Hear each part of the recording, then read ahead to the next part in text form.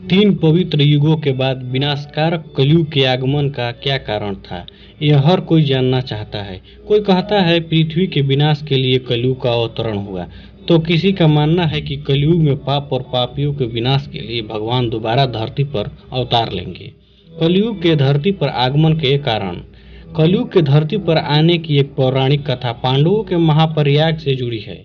महाभारत युद्ध के बाद पांडव पुत्र युधिष्ठिर अपना पूरा राजपाट परीक्षित को सौंपकर अपने भाइयों और द्रौपदी के साथ महाप्रयाण हेतु हिमालय की ओर निकल गए थे। उनके साथ निकले बैल के रूप में स्वयं धर्म एवं गाय के रूप में बैठी पृथ्वी देवी से सरस्वती नदी के किनारे मिले। बैल से मिलने पर गाय रूपी पृथ्वी की आंखों में आंसू भर आए। यह देखकर बैल ने पूछा कि आपके दुख का कारण कहीं मेरा केवल एक पैर तो नहीं है, अथवा आप इस बात से विचलित हैं कि आप ऊपर बुराई और पाप का राज होगा। अपने दुख का कारण बताते हुए पृथ्वी ने कहा कि श्री कृष्ण के स्वधाम जाने के पश्चात मुझ पर अब कलयुग का साया है। श्री कृष्ण की उपस्थिति में धरती पर सत्य, धर्म, पवित्रता और प्रेम बरसता था, किंतु अब मेरा उद्धार करने के लिए कोई नहीं है। धर्म और पृथ्वी के वार्तालाप के बीच कलयुग आ पहुंचा और उन दोनों पर प्रहार करने लगा। उस समय राजा परीक्षित वहां से गुजर रहे थे। कलयुग को पृथ्वी और धर्म को मारते देख वह कलयुग पर बहुत क्रोधित हुए और उसका वध करने के लिए आगे बढ़े। कलयुग भयभीत होकर अपने राजसी वेश को उतार कर राजा परीक्षित के चरणों में गिर गया और क्षमा याचना करने लगा।